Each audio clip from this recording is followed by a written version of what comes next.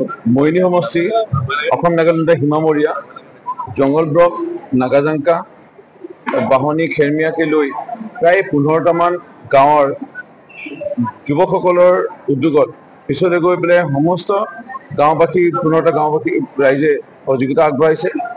ইতিমধ্যে জুবিন গাৰ্গ ডাঙৰীয়া প্ৰাণৰ শিল্পীগৰাকীৰ প্ৰতি সন্মান জনাই শ্ৰদ্ধাঞ্জলি অনুষ্ঠান ৰাজহুৱাভাৱে আদ্যশ্ৰাদ্ধৰ দৰে নিজৰ ঘৰৰ সন্তানৰ দৰে আদ্যশ্ৰাদ্ধ আয়োজন কৰাৰ পিছত যি এটা হোৱাটছএপ গ্ৰুপ খোলা হৈছিল, এই হোৱাটছএপ গ্ৰুপটোত নধৰা হৈ গ'লগৈ সংখ্যা।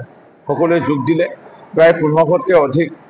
এতিয়া শুনা পাইছোঁ প্ৰায় 2000মান হ'ব যুৱক যুৱতী ৰাইজ জড়িত হৈ পৰিল।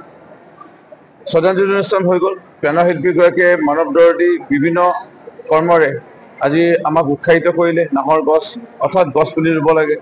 প্ৰকৃতিৰ প্ৰতি হাতীয়ে গৈ পেলাই চকুপানী টুকা, কুকুৰে গৈ পেলাই জুবিন গাৰ্গ ডাঙৰীয়া প্ৰতিচ্ছবিৰ ওচৰত চকুপানী টুকা, গৰু ঘোঁৰা বাদুলি বান্দৰ কাউৰী এই দৃশ্যাংগসমূহে আমাক উৎসাহিত কৰিছে আৰু যুৱক যুৱতীসকলক উৎসাহিত কৰাৰ সময়তে এই শ্ৰদ্ধাঞ্জলি অনুষ্ঠানৰ পিছতে কি কৰা হ'ব এনে চিন্তাৰে সকলো আছিল।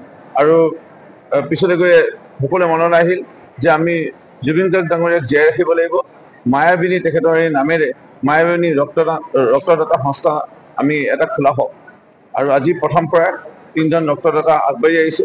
কণমানি এগৰাকী মাইনা, এই মাইনাগৰাকীৰ বাবে ব্লাড বা ৰক্তদান কৰিবলৈ জৰ্জ মেডিকেল কলেজৰ principal doctor Borkotoky, superintendent doctor Manab Gohain, blood বেংকৰ ইনচাৰ্জ ডক্টৰ ডেকা আৰু বিভিন্ন সন্মানীয় শিক্ষাবিদসকলৰ উপস্থিতিত, সমাজকৰ্মীসকলৰ উপস্থিতিত, জৰ্জ প্ৰেছ ক্লাবৰ সাংবাদিকসকলকো আমি এই মুহূৰ্তত ধন্যবাদ জ্ঞাপন কৰিছোঁ। তেওঁলোকৰ উপস্থিতিত আজি মায়াবিনী জুবিনদাৰ নামেৰে আজি এই ৰক্তদাতা সংস্থাৰ শুভাৰম্ভণি কৰা হৈছে।